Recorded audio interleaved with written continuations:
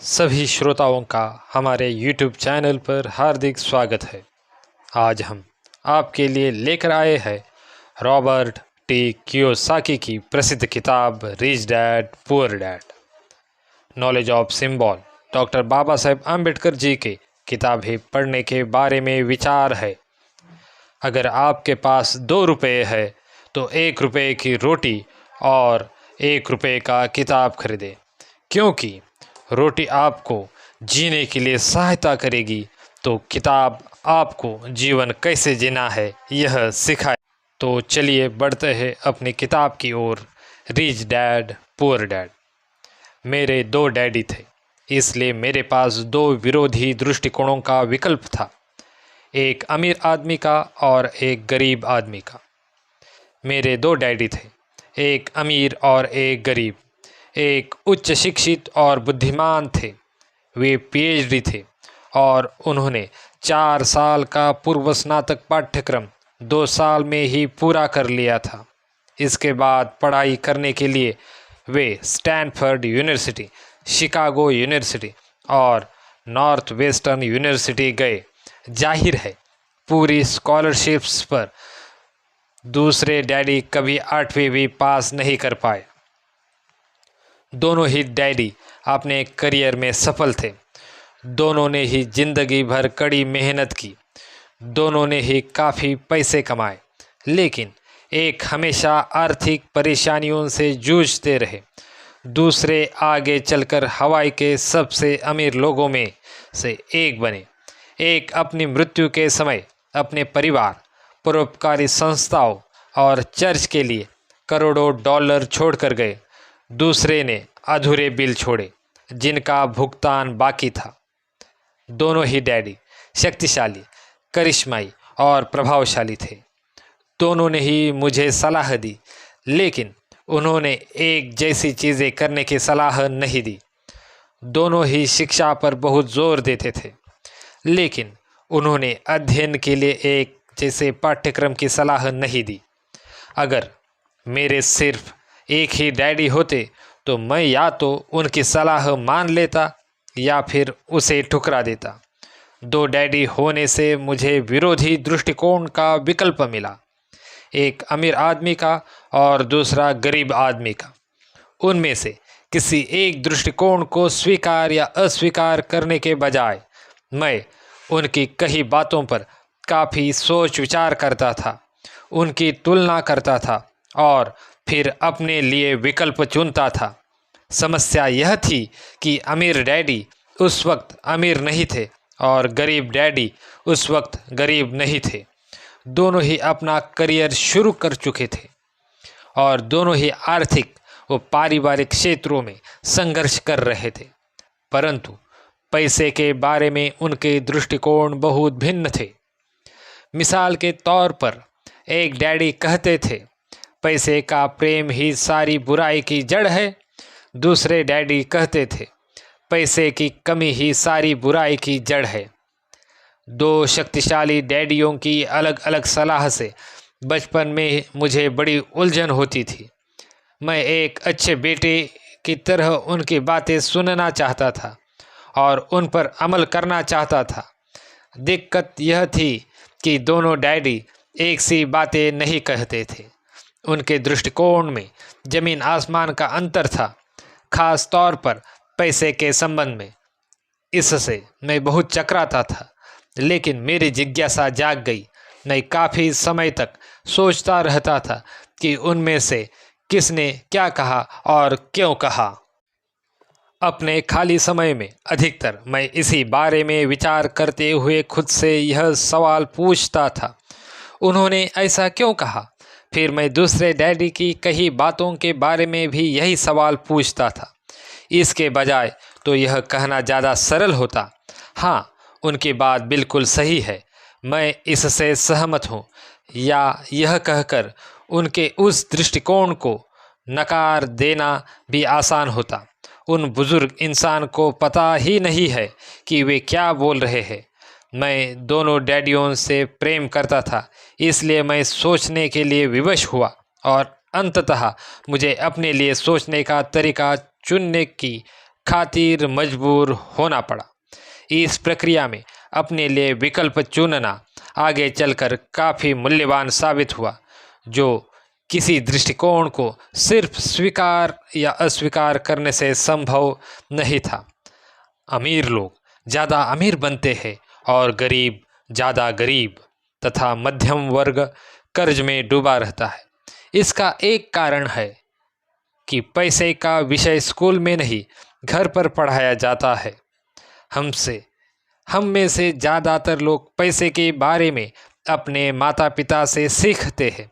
गरीब माता पिता अपने बच्चों को पैसे के बारे में क्या सिखा सकते हैं? वे बस कह देते हैं, स्कूल जाओ और मेहनत से पढ़ो। हो सकता है कि बच्चा बेहतरीन ग्रेड के साथ पढ़ाई पूरी कर ले, लेकिन इसके बाद भी उसकी आर्थिक प्रोग्रामिंग और मानसिकता तो गरीब व्यक्ति की ही रहेगी।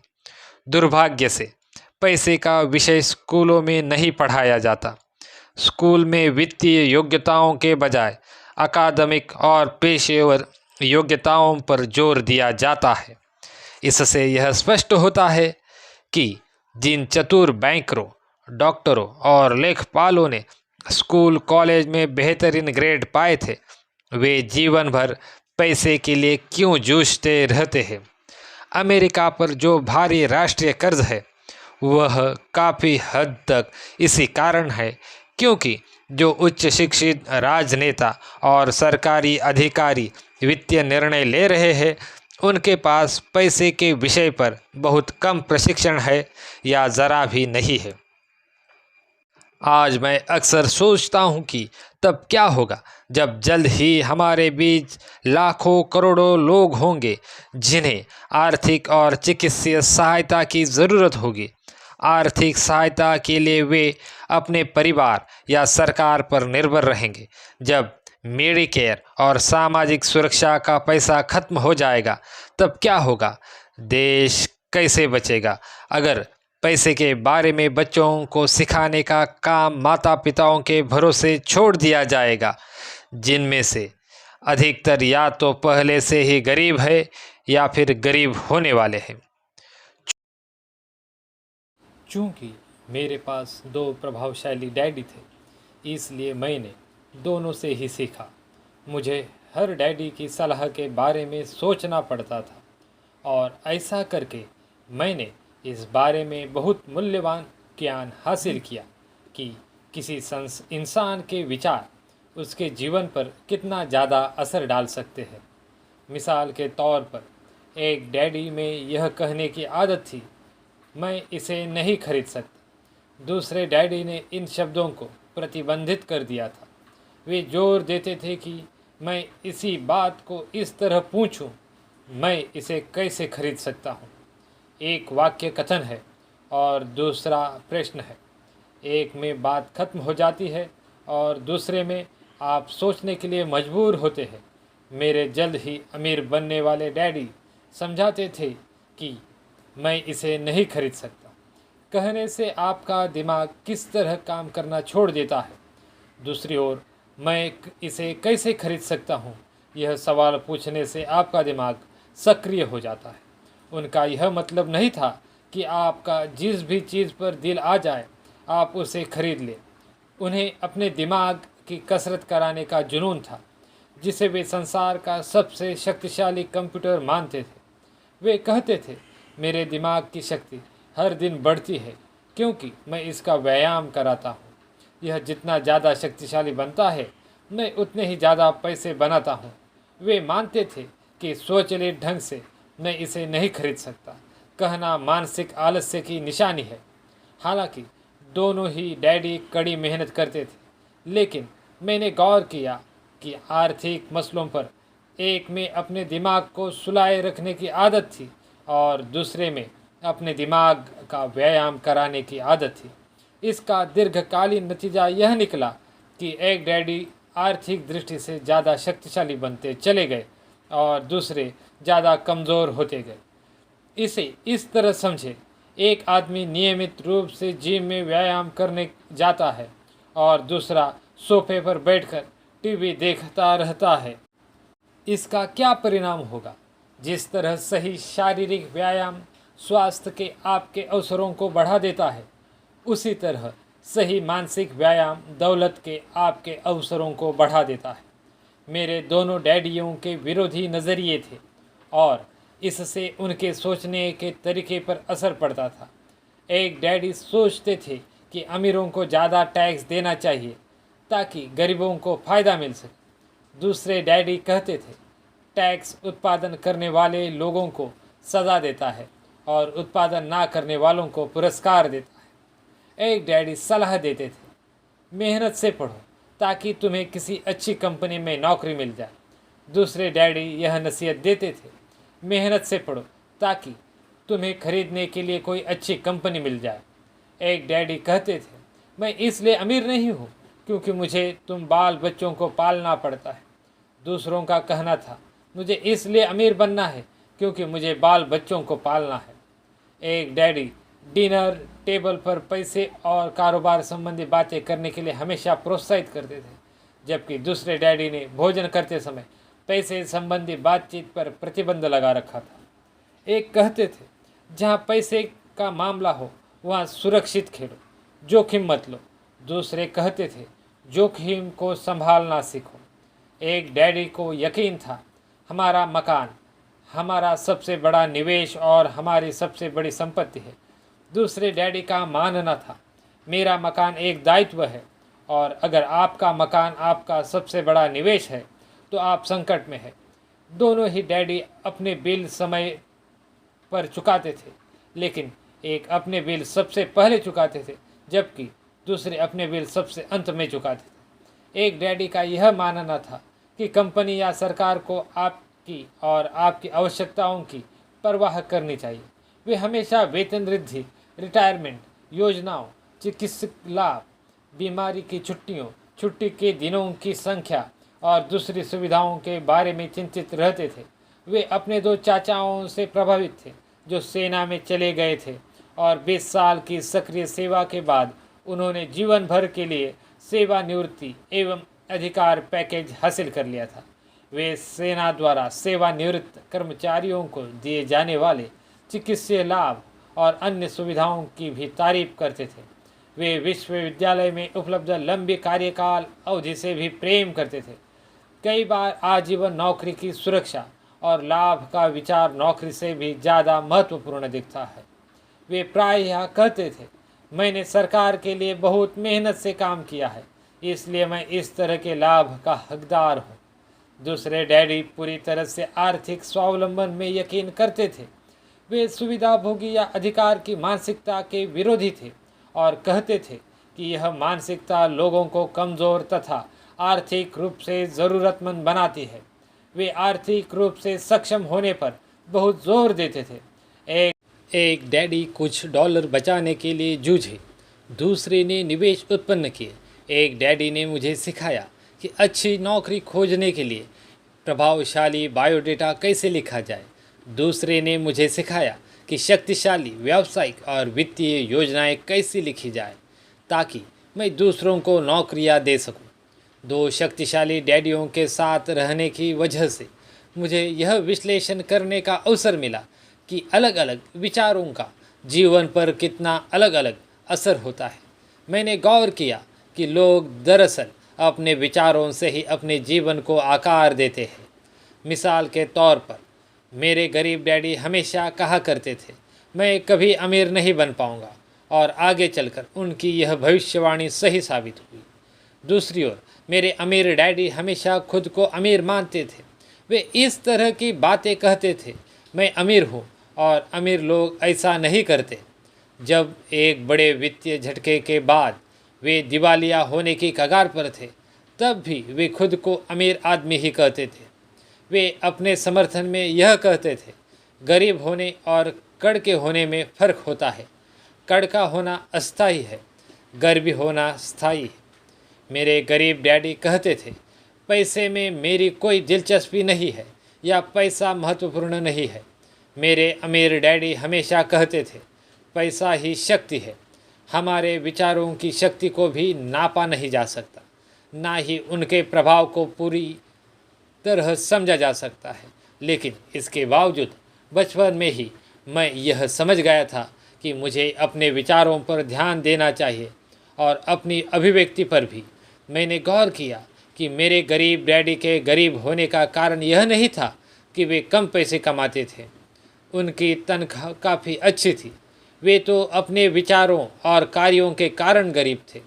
दो डैडी होने के कारण मैं बचपन में ही बहुत सजग और जागरूक हो गया था कि मैं किन विचारों को अपनाऊं, मैं किसकी बात मानूं, अपने अमीर डैडी की या गरीब डैडी की।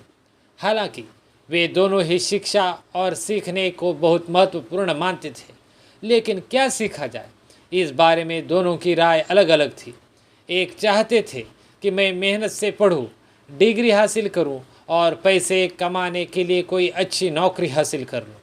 वे चाहते थे कि मैं किसी पेशे में जाने या वकील या अकाउंटेंट बनने के लिए अध्ययन करूं और किसी बिजनेस स्कूल से एमबीए करूं। दूसरे डैडी मुझे प्रोत्साहित करते थे कि मैं अमीर बनने के लिए अध्ययन करूं, ताकि मैं यह समझ लूं कि पैसा कैसे काम करता है और यह सीख लूं कि इससे अपने लिए कैसे काम कराया जाए।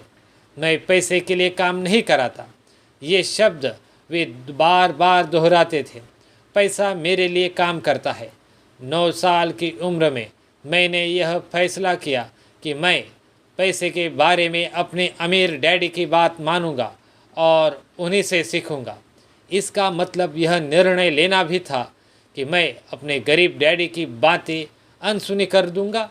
हालांकि उनके पास कॉलेज की ऊंची ऊंची डिग्रियां थी।